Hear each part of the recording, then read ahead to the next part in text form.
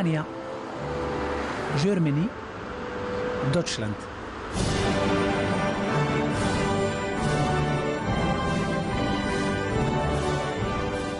كتعدد الأسماء في القواميس العالمية، لكن الصفة واحدة: أحد أقوى دول العالم سياسيا، اقتصاديا ورياضيا.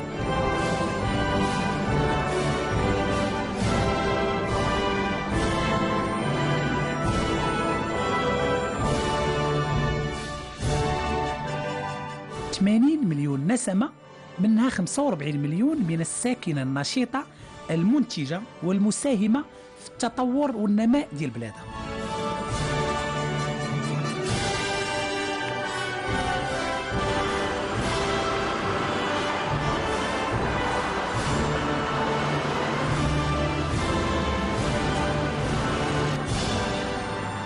يكفي تنطق ألمانيا وأي حاجة غادي تتبعها ما غاديش يكون عند المستمع أدنى شك في جودتها وإتقانها. وحنا كمجتمع مغربي مستهلك عارفين هادشي، وخير مثال على ذلك المنتجات الألمانية اللي كنلبسوا وكنسوقوا وحتى اللي كناكلوا.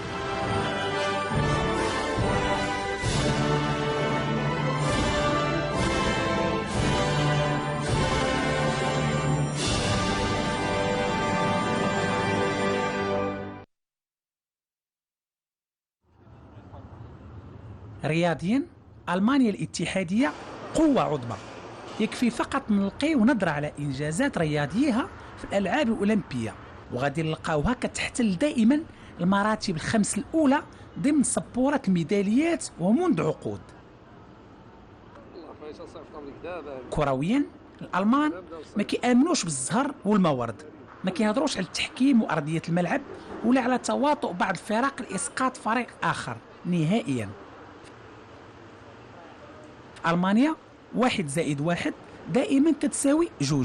في بلادنا على حساب، بعض المرات كتساوي 2، بعض المرات 3، بعض المرات ما كتساوي والو. كلمة الحظ ما كيناش في قاموس اللغة الألمانية بالمرة، كاين الخدمة والخدمة ثم الخدمة. غادي نعطيكم بعض الأرقام البسيطة اللي كتكلم على نفسها. الجامعة الألمانية لكرة القدم تأسست في عام 1900، أي قبل 115 سنة، وانخرطت في الفيفا في عام 1904. في ألمانيا كاين 25 ألف نادي لكرة القدم و145 فريق بكل الأصناف. كاين 2 مليون لاعب كرة قدم بشكل نظامي و6 مليون منخرط، وهذا الرقم ما كاينش بحاله على المستوى العالمي. ألمانيا أبطال العالم وأوروبا للمنتخبات لمرات عديدة. هذا الشيء ماشي بالصدفة، الناس كيخدموا ماشي كيهضروا. الهرم الكروي في ألمانيا كينقسم ل3 مستويات. كاين المستوى الاحترافي واللي كيضم بدوره 3 أقسام: البوندسليغا 1، البوندسليغا 2، والبوندسليغا 3.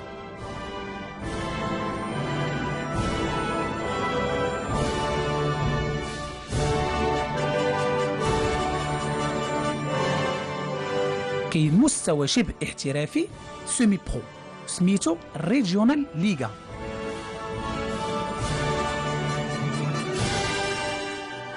كاين مستوى الهواة واللي كيتسمى بالأوبر ليغا، وكاين أيضا مستوى أدنى وخاص بكرة القدم على مستوى الأحياء.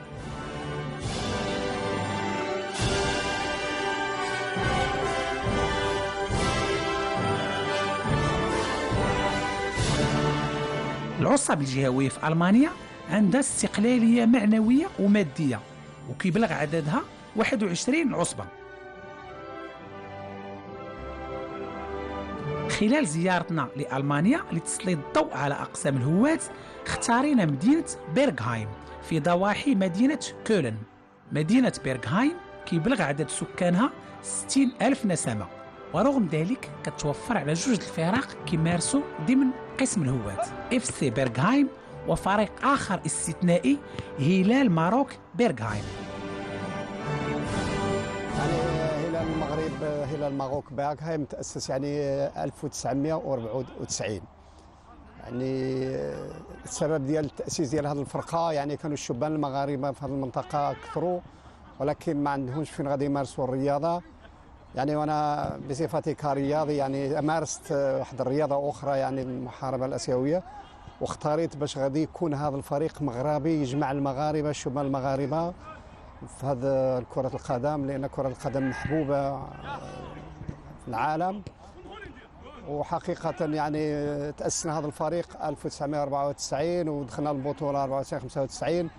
في المجموعة البداية ديالها كانت المجموعة ديال تسير، ثم في 95 96 طلعنا المجموعة ديال بي، وفي نفس عاوتاني السنة طلعنا مباشرة المجموعة ديال آ، وبقينا في المجموعه ديال ا واحد عامين، ثم طلعنا لواحد الدرجه سميتها بيت سيركس ليغا. بعد بيت سيركس ليغا طلعنا لاندس ليغا، ومن لاندس ليغا لفاباندس ليغا، ودابا كنلعبوا في اوبا ليغا. يعني 7 المرات هذا الفريق كيطلع بحول الله. هلال يعني انا شخصيا يعني اسست هذا الفريق، يعني اختارينا يعني هذا الاسم هلال هو عنده واحد الشعار يعني مغربي. قلنا ان الهلال ديال المغرب غادي يضوي المدينه ديال بيرغهايم. هلال ماروك بيرغهايم، يعني هلال ديال المغرب يعطي هنايا الضوء. هذا هو الاسم.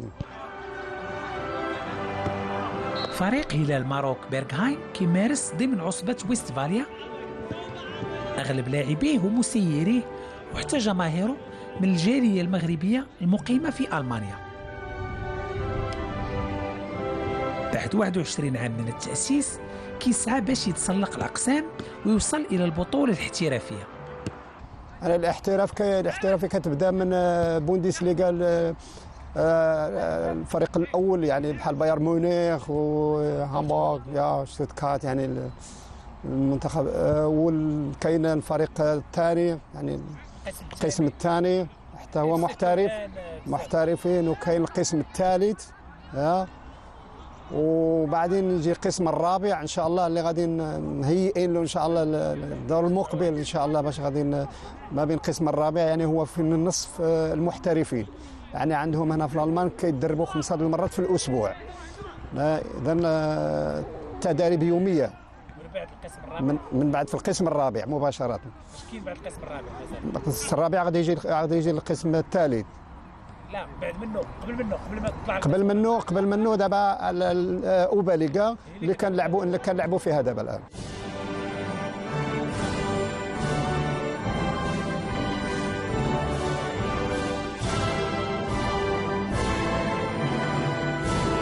ملعب هلال ماروك بيرغهايم كيحمل اسم اللاعب الدولي البولندي الاصل بودولسكي.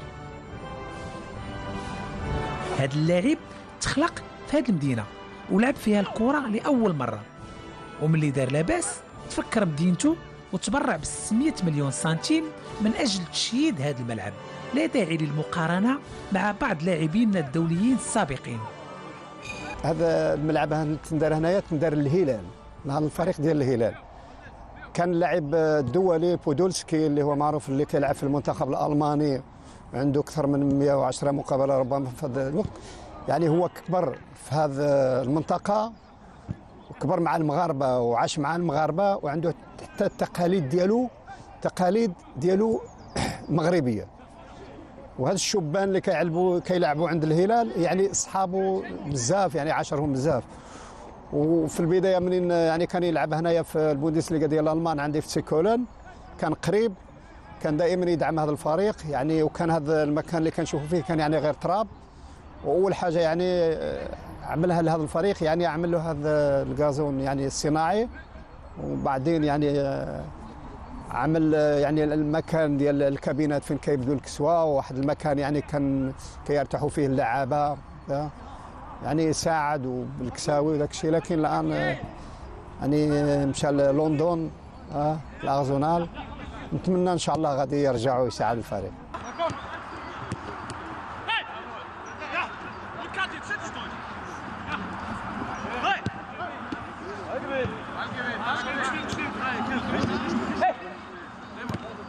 الجمعيه ديالنا يعني حقيقة الجمعية مبنية على المنخرطين يعني عندها الجمهور قوي. شحال ديال المنخرطين عندكم؟ عندنا حوالي شي 300 منخرط هكا. شحال كيأديو في السنة؟ عندنا بأن كل لعبة ديال سميتو كيعديو شهريا 10 أورو. المنخرطين 10 أورو في الشهر. يعني في العام 120 أورو. 120 أورو. دابا مثلا أنت كيفاش وليتي رئيس؟ شرح لنا، وصوتوا على الناس، ترشحتي، كيفاش وليتي رئيس؟ رئيس يعني القانون ديال ألمانيا، يعني كل جمعية يعني عندها القانون ديالها وبالانتخابات، يعني الانتخابات يعني تكون يعني نزيهة. 4 سنوات رئيس؟ كل سنتين. كل سنة كديروا الجمع العام ديالكم؟ الجمع العام يعني نكتبوا الرسائل كل المنخرطين، والمنخرطين يعني يجتمعوا يعني يكونوا بعلم يعني عندنا الانتخابات غادي تندار في اليوم وفي الموعد وفي ان شاء الله. يعني كل هذه المسائل يعني مضبوطه بالنسبه للقانون الالماني. اذا تخليت يعني نصيب قليل من هذه اللوازم يعني ما غاديش تقبل لك هذا القوانين ديال الانتخابات.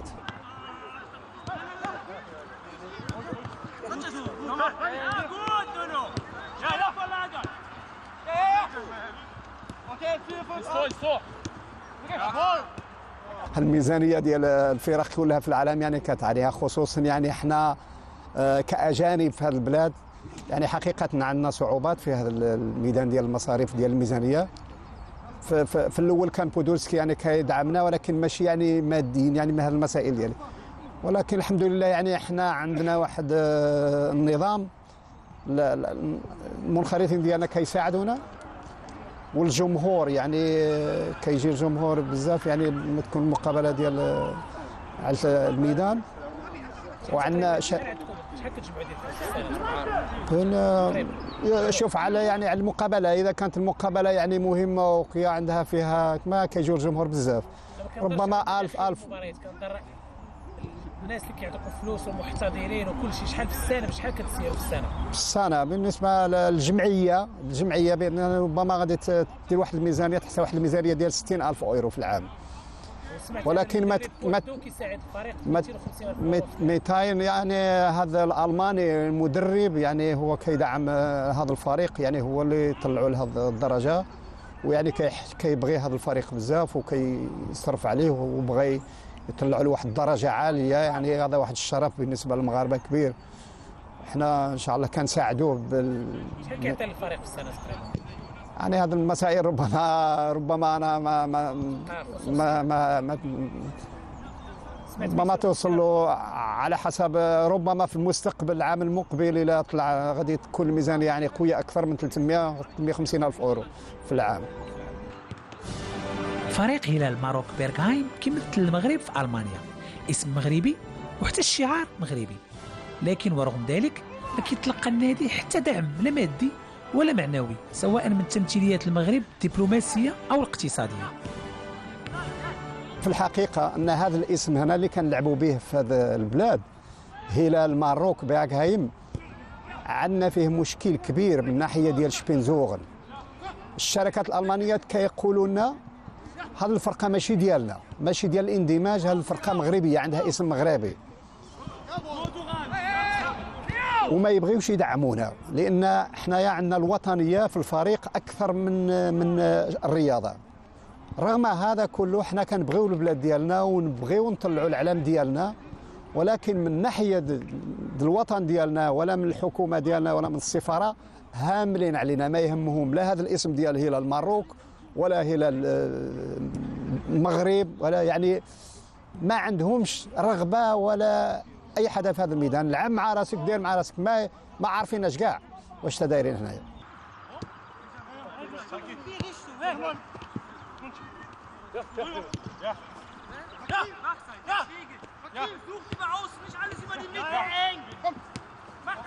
العنصريه انا ما غاديش نشير مباشره للعنصريه، وانما كاين واحد الغيره، لان في هذا الملاعب اللي جالسين فيها يعني فيها واحد النادي اخر بيرغهايم سميتو بيرغهايم 2000، يعني حتى هو يعني بيرغهايم عنده يعني نادي قديم، يعني نادي ديال البلاد، وحنا كمغاربه يعني كنلعبوا يعني عالي عليهم ب3 درجات، رغم ان كان واحد الغيره بهذا الشيء بالفريق ديالنا، لان احنا اجانب وكنعيشوا هنايا وعندنا الفريق افضل، عندنا التنظيم احسن، عندنا اللعبه احسن. هذا ما غاديش انا نشير بان فيه العنصريه. كيدرب فريق هلال ماروك بيرغهايم مدرب ألماني معروف في الأوساط الكروية، ساهم في صعود الفريق إلى هذا القسم، بل أنه كيساهم حتى ماديا في ضخ أموال مهمة في ميزانية الفريق.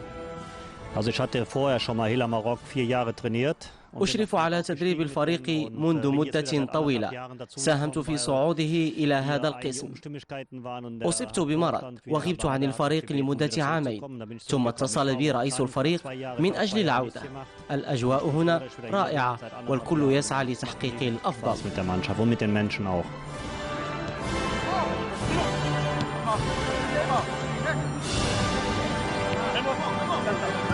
وكنت لعيب سابق مع هلال بيرغهايم ودابا وليت مدرب ديال مع اسمح لي نمشيو شويه خرجوا شويه باش يلعبوا الدراري باش يكون. كنتي لعاب ومن بعد وليتي؟ كنت لعاب هنا، لعبت دابا شي 8 سنين لعاب مع الهلال ماروك بيرغهايم. كنت لعاب في الفرقه الالمانيه الاول، ومني جيت عند بيرشهايم 2008 او 5 كنتي في شي فرقه في الالمان. هي كنت خارج الالمان محترفه، فرقه في الاحتراف ولا غير فرقه اماتور؟ فرقه اماتور ماشي الفوق شويه الفوق. دابا حنا تنقولوا 4 ديال الليغا الفوق. ومنين قالوا لي واش الدراري واش تقدر نجي عندهم نلعب معاهم، كنت وصلت واحد السنه منين وصلت تقريبا 30 عام، وقال لي واش جيت تلعب معنا باش مع الدراري وباش نبقى معاهم، وكنبغاو يطلعوا. وجيت عندهم والحمد لله دابا طلعنا شويه، ولينا طلعنا مع الفرقه كل عام بقينا نطلعوا حتى وصلنا لهذا بحال قلتي القسم الخامس. حنا القاسم الخامس، وان شاء الله راه بغينا نطلعوا الفوق باش نطلعوا الرابع. دابا خصنا نشوفوا واش وربغا يطلعوا ان شاء الله كلشي مزيان ومع الدراري. قريتي التدريب؟ عندك دبلومات في التدريب؟ عندي الدبلومات، درت هنا الدبلوم في كولن، دبلوم سبورت هوخشولة كولن. درت الدبلوم ديالي، درت الامتحان. واش الترجمه ديال بالعربيه هذه اللي قلتي دابا المانيا؟ هذه شنو دابا؟ واش ايوفا ولا غير؟ لا كاين هذاك دي اف بي ديال الالمان شاين. عندي درت بي شاين ديال حنا عندنا دابا كاين سي، كاين بي، وكاين هذاك اللي ديال بروفيسيونيل. بقى لي واحد باش بنادم يطلع في بروفيسيونيل. كيف داير المستوى ديال الفرقه؟ مزيان هذا العام؟ نتوما مزيان؟ لا هذا العام مزيان، الدراري جاو عندنا مزيان، وعندنا اللعابه اللي كنلعبوا دوزيام في الالمان. بزاف اللعابه اللي جاو عندنا دابا كاينين الالمانيين، كاينين مغاربه، كاينين بزاف مغاربه، كاين عندنا شي 7 ولا 8 دراري مغاربه، وكاينين الالمانيين، كاينين تورك، كاينين طلياني، كاين الدراري. فريق مغربي باقي فريق مغربي. الهلال ماروك البيرغهايم سمينا وبقينا مغاربه. قال الفرقه مغربيه دابا، هذه ماشي الالمانيه. ولا كاين معنا الدراري اللي صاحبنا، وكاين واحد اللي كاين تيلعب شويه الفوق وجبناه معنا يلعب معنا، والدراري اللي يلعبوا الفوق وجاو عندنا. كاين جوج اللعابه كان تيلعبوا بريمير ديفيزيون، وكاين هذوك اللي كيلعبوا الفوق، وكاين واحد مغربي كان عندنا كان تيلعب درت الليغا. حنا تنقول له يلاه جا عندنا. وكاينين بزاف الدراري اللي بغا يجيو عندنا دابا تا مغاربه، وفي الالمان كامل بغاو يجيو عندنا حيت يسمعوا الهلال ماروك بيرغهايم، وبغا باش يعاونونا ان شاء الله باش نطلعوا باش نكونوا مزيانين. دابا حنا في الالمان دابا اللاعبين حنا اللي الاولين كاع في هذه الفرقه اللي لاعبين الفوق، وبغاو يجيونا ان شاء الله يعاونونا باش نكونوا ان شاء الله مزيان. كتدربوا غير مره في النهار؟ قليل شويه؟ قليل شويه دابا، حيت حنا المشكل عندنا هنا الدراري كاين بزاف اللي خدامين وعندهم المدرسه ديالهم اللي خدام، وهذاك اللي عنده شي تيقرا شي تيخدم. تنترينا واحد المره في النهار. عندنا دابا 3 4 مرات في السيمانه تنترينيو الاثنين باش لعبنا الحد تريناو الاثنين نجريو على شويه باش نديروا تحيه. ودابا تنترينيو الاربع والجمعه وباش نترحوا واحد النهار دائما باش الدراري اللي كاين خدامين وكاين بزاف تيجيو من بعيد، تيجيو شي 50 60 كيلومتر دراري باش تنترينيو. دابا خصنا دابا لا ان شاء الله طلعنا ان شاء الله خصنا نترينيو يوميا، واحد ولا جوج المرات، ولا دابا طلعنا واحد المره بقينا بروفيسيونال تقريبا. حنا تنقولوا نص بروفيسيونال باش خصنا نترينيو ماشي بزاف د المرات، كاينين بزاف اللي باش نترينيو.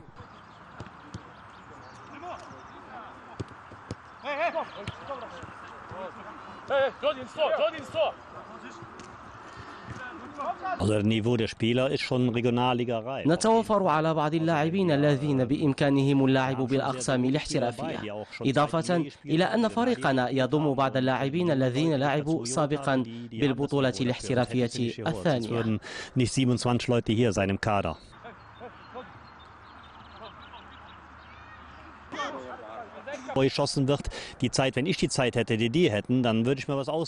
طبعا هناك فرق كبير بين الاحتراف والهواة في ألمانيا سواء ماديا أو فنيا. في الاحتراف يتدربون مرتين، أما في الهواة فهناك حصة واحدة فقط. أما على المستوى المادي فالفرق شاسع ولا مجال للمقارنة.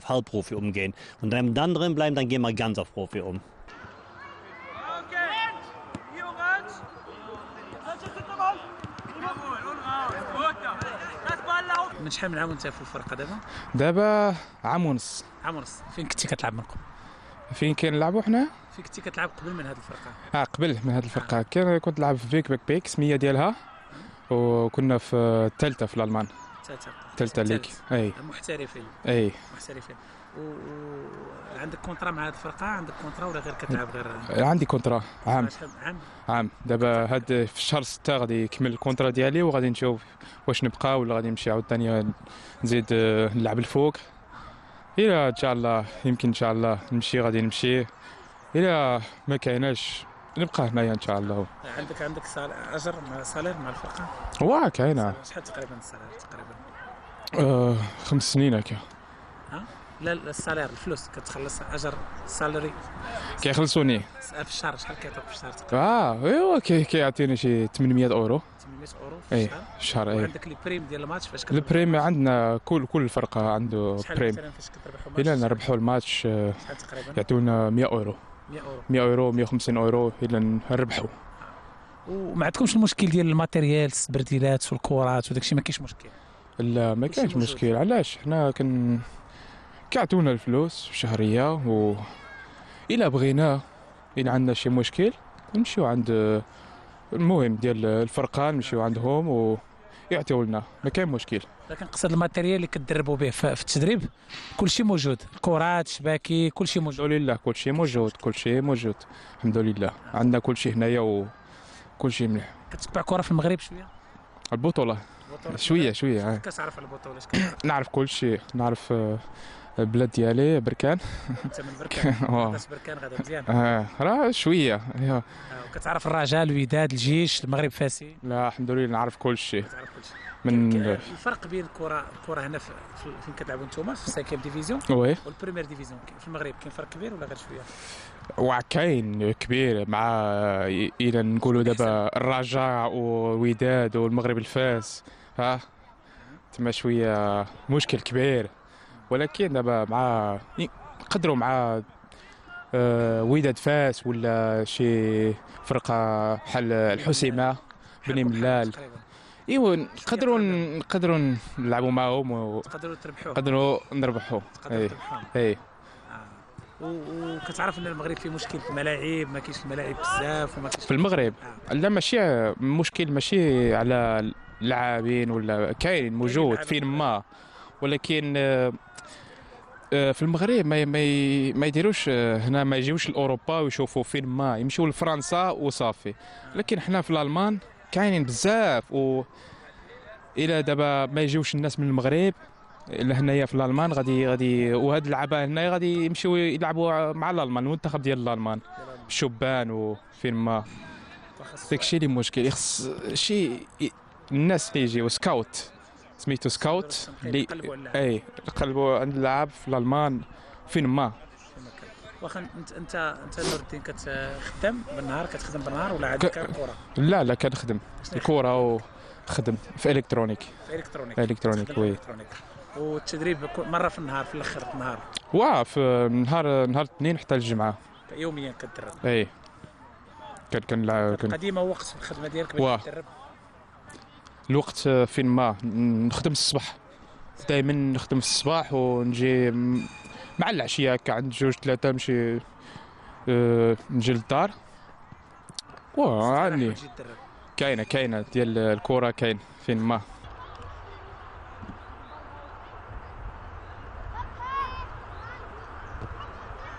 إضافة إلى الفريق الأول والفريق الرديف، كيتوفر هلال ماروك بيرغهايم على مدرسة للتكوين قائمة الذات كيشرف عليها مدير تقني ومجموعة من المؤطرين، وأزيد من 100 طفل كيلعبوا ضمن بطولات الفئات الصغرى المنضوية تحت لواء عصبة ويستفاليا.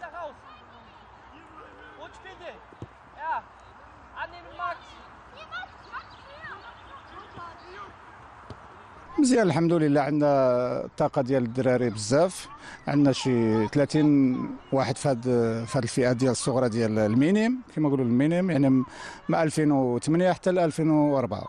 وهاد اللعابه اللي كيلعبوا دابا من بعد كيطلعوا للفريق الاول من بعد؟ نعم، عندنا يعني من فئات الفئات يطلعوا يدرجوا من الدرجه الاولى حتى للدرجه ديال الكبار تاع السينيور. والحمد لله اول عام عندنا تجربه في هذا الشيء ديال المينيم، والحمد لله يعني الاقبال كاين موجود. شكون هما الناس اللي كيتقيدوا هنا في الاكاديميه؟ احنا يعني الاكاديميه محلوله يعني هي جاليه ماشي غير المغاربه، ولكن الاغلبيه يعني 99% الاغلبيه مغاربه.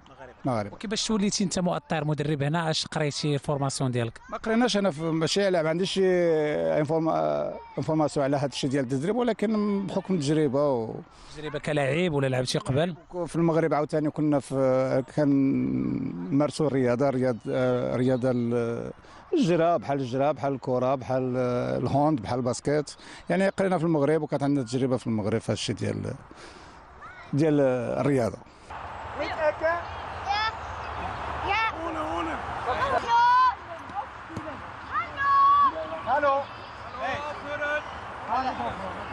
كنيتك ما عرفتيش؟ 8. لا ماشي في لاج ديالك. يور فاميلي نيم. شكري. شكرا. شكري. وعندك 8 سنين. 8 سنين. علاش جيتي لهاد المدرسه؟ علاش كتلعب هنا؟ علاش؟ اش باغي تولي باش تكبر؟ مليحه. تولي لاعب. نلعب كوره. بحال من باغي تولي لاعب في المغرب؟ بحال من باغي تولي لاعب في المانيا؟ شكون هو اللاعب كيعجبك في المانيا؟ رونالدو في سباليون. نعرف. كيعجبك روبن؟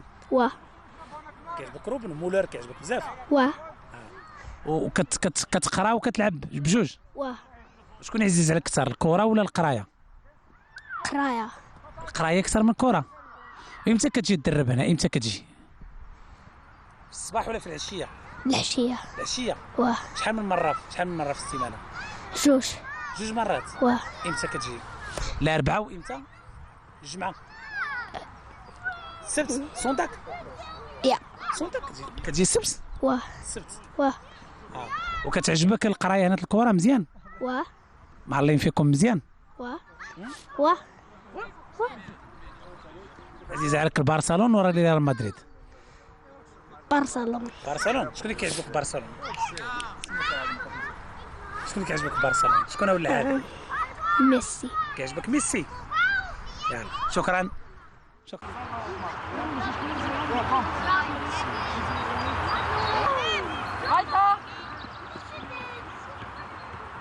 اسميتك؟ حمزه اش؟ حمزه ديال الفقيه. حمزه ديال الفقيه؟ نعم. كنيتك ديال الفقيه. شحال عندك في عمرك؟ بغداد. شحال عندك في عمرك؟ جوج. نعم. جوج عينين عندك؟ نعم. شحال عندك في عمره بالاشني بالالماني؟ شحال؟ زاكس سنين. نعم. عزيز على الكره؟ نعم. علاش جيتي هاد المدرسه بالذات؟ اش باغي تولي فاش تكبر؟ فوتبال؟ يا. بحال من بغيتي؟ شكون اللي كيعجبك فوتبالور في المغرب كيعجبك؟ هلال ماروك. نعم. شكون هو اللاعب اللي كيعجبك بزاف؟ توبات. شكون؟ بلال. كيعجبك بلال صاحبك؟ نعم. هو باغي تولي بحال بلال؟ نعم. وكتقرا مزيان؟ نعم. شكون يعز عليك بزاف، القرايه ولا الكره؟ كرة اكثر من القرايه؟ نعم. ما كتمناكش الدروس ديالك فاش كتجي هنا؟ نعم. فهمتينيش؟ يلا قول لنا شي حاجه دابا في التلفازه، قول لنا شي حاجه. أفتك؟ قول لنا شي حاجه. شو دابا ستوابات؟ اشنو هي بالعربيه هادشي اللي قلتي؟ بقاش انا ما قشعت والو في هادشي اللي قلتي دابا، والو. ترجم لي بالعربيه، اش قلتي بالعربيه؟ بشوية. بشويه؟ نعم. شنو اللي بشويه؟ شوية. نصوقوا بشويه نعم. ولا ناكلوا بشويه؟ عربية شوية. عربيه شويه. نعم. شوف انا داير صح. شكرا. دانكوشن.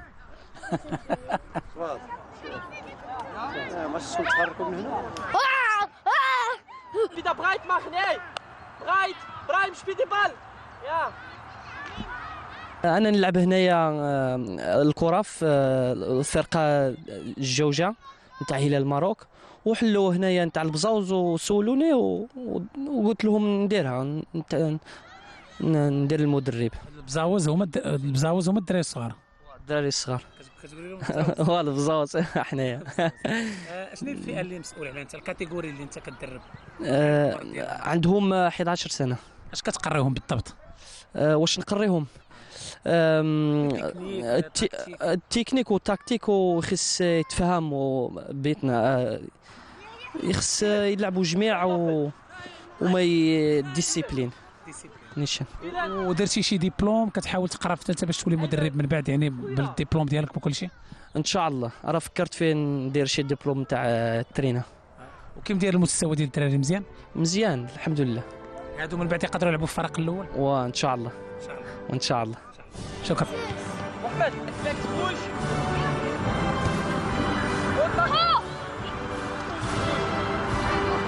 واحد مبروك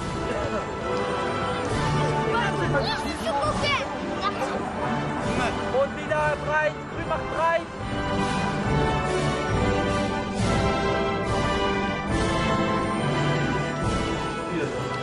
نهاية هذا الأسبوع غادي تكون جد حاسمة بالنسبة لفريق هلال ماروك بيرغايم. الفريق خسر خلال الأسبوع الماضي ب8 أهداف ل1. كيحتل المرتبة السادسة، وأي تعثر اليوم أمام مستضيف اف سي فيكتوريا غادي يتبعدوا على بطاقة الصعود إلى الريجنال ليغا، البطولة شبه الاحترافية. Und denkt man, Leute, diese Bälle kommen jetzt nicht so an wie bei uns hier. Da brauchen wir zu reden. Ne? Hey, hier muss man kämpfen hier. Hier muss man richtig kämpfen hier. Okay? فريق اف سي فيكتوريا بدوره كيحتل وسط الترتيب، لكنه حسابيا فقد كل حظوظه في المنافسة على الصعود. كيبان خلال ملعب الفريق وبعض المرافق المحيطة به أن الأمر كيتعلق بفريق منظم ومهيكل بشكل جيد. عبد الحق، ماتش صعيب، كي كتشوف هذا الماتش؟ هو دابا هذا الماتش صعيب حيت خسرنا نهار الحد، دابا خصنا بزز باش سمعت خسرتوا ب8-1. خسرنا 8-1 كهذاك. دابا لعبنا 13 الماتشات، يلا خسرنا دابا الماتش 8-1 بزاف. اللي قال لنا بزاف لينا، دابا خصنا بزز باش نربحوا، باش نزيدوا، باش لا بغينا نطلعوا ان شاء الله خصنا بزز نربحوا هذا الماتش، بزز علينا باش نربحوا الماتش، باش الدراري باش يكونوا مزيان، باش يكونوا يبغى يلعبوا مزيان، باش بزز خصنا يربحوا. دابا كنشوف ان غيبدا الماتش مع 7 العشيه وما غيسالي حتى 9 تقريبا. ما كتخافوش من الظلام يطيح؟ وكنشوف ما كاينش الضوء في التيران. لا دابا في التيران ما كاينش الضوء، حيت علاش حنا بغينا نلعبوا عند 8، ودابا قالوا لنا باش على الضوء على داك الشيء قالوا لنا باش نلعبوا على 7. كان الماتش خصنا نلعب عند 7 8، وقالوا لنا نلعبوا عند 7 باش يكون عاد الضوء مزيان. من الضوء حتى 9 وقل 4 عندنا عاد شويه الوقت، كان عاد مزيان. اش كتوقع اليوم النتيجه؟ دابا يبان لي دابا حنا الدراري مزيان وعندنا دابا حيت خصنا بزز نربحوا الماتش بزز. علاش دابا الدراري كان بزز بغا يربحوا، عندهم مجهود ديالهم، بغا يديروا المجهود ديالهم باش نربحوا ان شاء الله.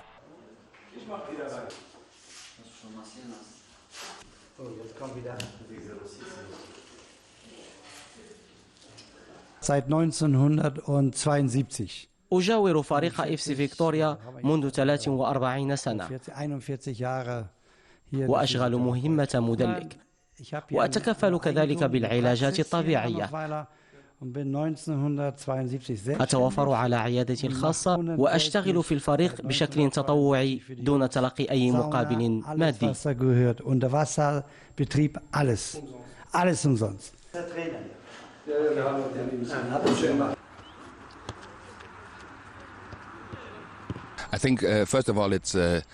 الفرق الأساسي بين الهواة والاحتراف هنا هو أن المحترف مهنته هي كرة القدم، يتدربون مرتين في اليوم، أما نحن فنتدرب 3 مرات في الأسبوع.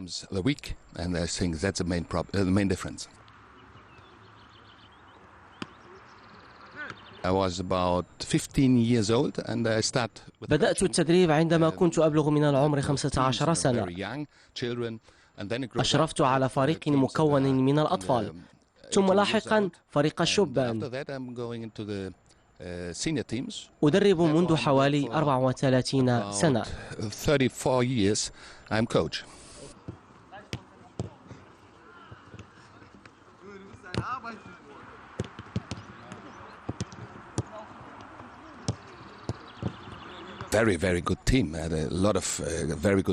فريق هلال الماروك بيرغهايم فريق جيد جدا، يتوفر على لاعبين بتقنية عالية. لقد صعدوا هذا الموسم إلى الأوبر ليج، لكنهم يلعبون بشكل جماعي وجميل. بالنسبة لي هو أحسن فريق في هذه العصبة.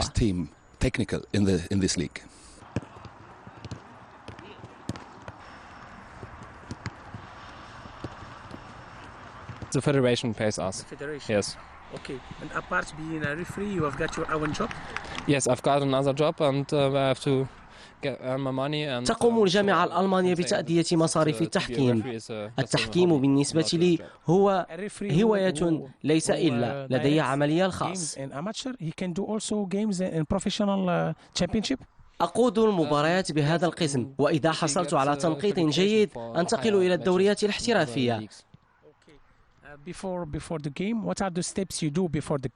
يقوم عملنا أساسا على مراقبة كل صغيرة وكبيرة تتعلق بالمباراة، إضافة إلى إشرافنا على ورقة التحكيم والتأكد من اللاعبين المؤهلين لدخول الملعب.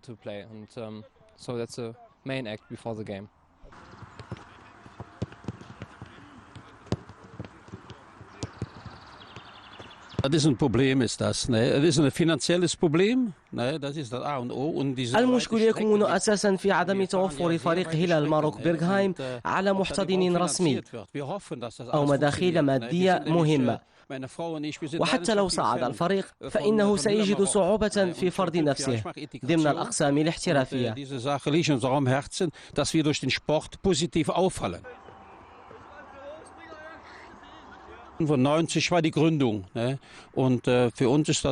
لا أظن أن فريق هلال الماروك بيرغهايم يعاني من أي نوع من العنصرية. هو فريق عريق واستطاع فرض نفسه في المدينة.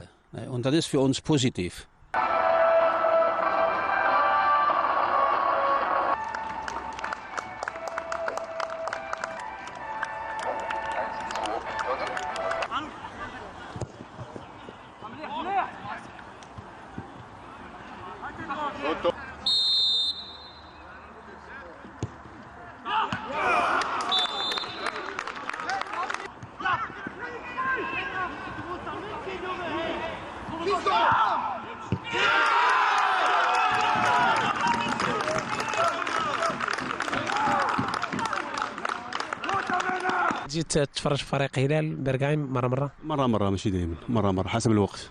كتسكن هنا في قريب تقريبا شي 4 كيلومتر. كيف راك في مستوى الفريق؟ بالنسبة للهواة المشاكل كيعانيو بحال المغرب، يعني ما كاينش شي فرق بين مشاكل مادية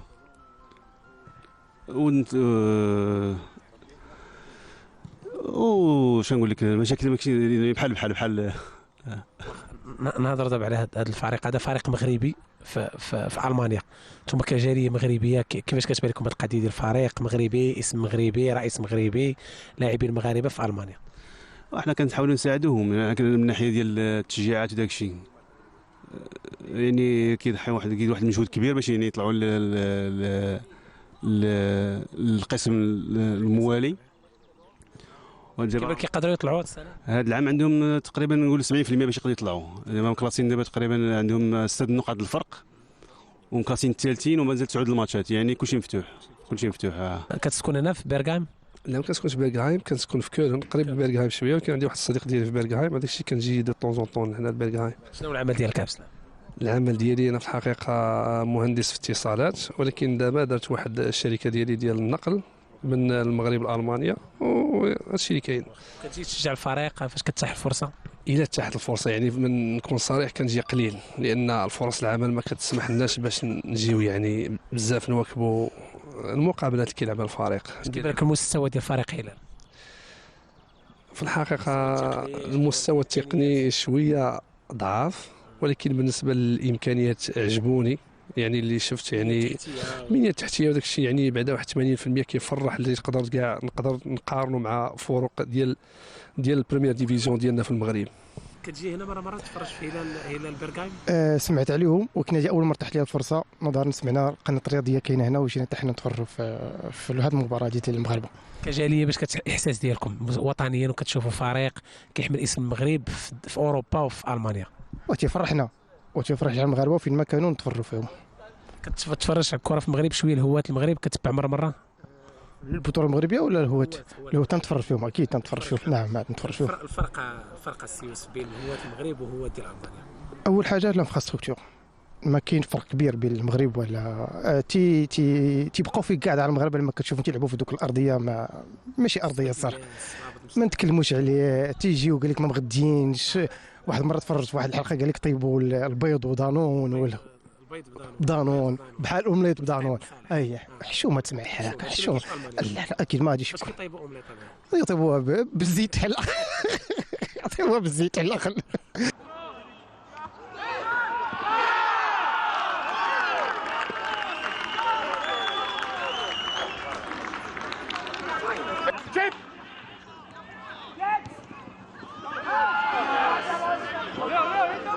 Das kann doch nicht sein, Mensch!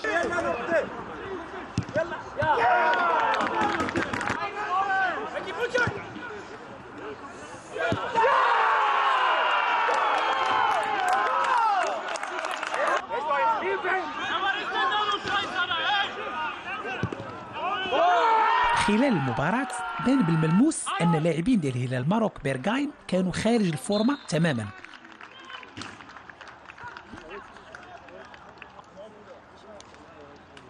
حلم الصعود بدا كيبعد، والفارق عن المتصدر ولا 9 ديال النقاط. رديتو اليوم ما كنتوش مستوى ما كناش 100%، ما كناش 100%. الشوط الاول كنا ضيعنا بزاف. لو كان نديروا 1 2 3 ونربحوا الماتش، ولكن الماتش كاين فيها 90 دقيقه. كنتو معصبين بزاف خاصه اي نيرفوز، وكنا خسرنا دابا 2 مرات مقابلات في واحد السيمانه. الماتش اللي لعبتو لحد ما اثرش عليكم؟ حسيتوا راسكم عيانين وصرتوا خسرتوا 80-1 نفسيا وجسمانيا؟ كنتو منتصرين. داكشي كنا 13 المقابلات ما خسرناش، ودابا خسرنا السيمانه اللي فايته، ودابا عندنا شي بروبليم هكا مع كاينين شي ناس. عندنا لاعبين اكبر لاعبين عندنا راهم كان عندهم كي سميتو ودر لي لاعبين كبار في الفرق؟ لا كاينين عندنا شي لاعبين مجموعتين نيشان داكشي اللي كاين. اي ما كانوش معنا ومراضين خويا خير ان شاء الله يكون خير. عندنا شي مقابلات، عندنا 9 مقابلات ونربحوا دابا 4 مقابلات غادي نقعدوا ان شاء الله. الحق ما عارفش المستوى ديالكم العام كامل كيف داير، ولكن بصراحه هادشي اللي شفت اليوم مستوى دون المتوسط. ما عرفتش واش متفق معايا ولا لا؟ ما فهمتكش دابا. مستوى اليوم ديال الفريق كان دون المتوسط، كان ضعيف. لا حنا دابا عندنا واحد جينا في واحد المشكل. الدراري لعبنا دابا، حنا كان قلت لك بلا لعبنا 13 ماتشات ما خسرناش. هذا الحد اللي فات خسرنا، ودابا خسرنا عاوتاني. عندنا الدراري تعبوا كيعياو شويه في راسهم، عيانين شويه. دابا خصنا نخرجوا من تما. خصنا فين كاين المشكل في الفرقه بصراحه؟ مشكل انا تنشوف ماشي ما كاين مشكل كاش مشكل مدرب لا ما يقدرش يكون مشكل مدرب. عندنا الدراري اللي عيانين بزاف تيبانوا اللي عيانين في راسهم بزاف عندهم شي في الراس.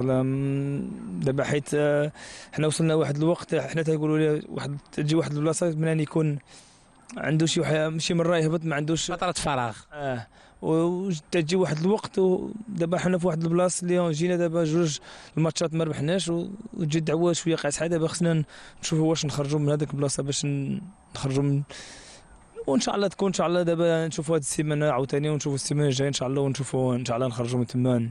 حنا عارفين الدراري يلعبوا مزيان. انا قلت لك 13 الماتشات ما خسرناش ودابا جا واحد المره خسرنا 8-1 ودابا 3-1. خص الا بغينا نطلعوا ما يقدرش بنادم يخسر 2 الماتشات ويخسر ب8 ويخسر ب3-1. الا بغينا نطلعوا خصنا نلعبوا كي واحد اللي بغى يطلع وماشي نلعبوا اللعب ديالنا ماشي حتى تما كاع. هذا ماشي اللعب ديالنا. اللعب ديالنا حنا تنطلقوا كره تنجريو وتنلعبوا الدراري الباس وتنسجلوا ماركينا بزاف. دابا جات واحد الوقت الدراري تيقول لك ما عارفينش علاش. حنا المدرب تنقول انا جات واحد الوقت الدراري عيانين شويه عندهم تيقول لك عيانين في الراس تيشولوكيش تيقولوا له شويه عيانين انت في الراس.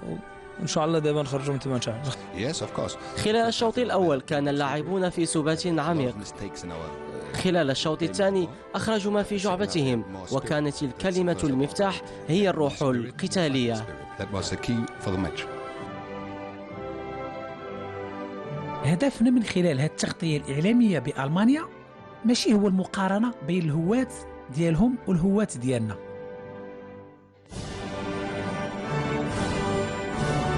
لأنه ببساطة لا مقارنة مع وجود الفارق، والفارق هنا كبير بزاف. ماشي في البالونات ولا التونيات، الفارق في العقلية. كرة الهواة في ألمانيا كتعتمد على العمل التطوعي لكن بطريقة احترافية. أما في بلادنا ولدى البعض للأسف كاين العمل بالمقابل احترافي لكن بعقلية هاوية.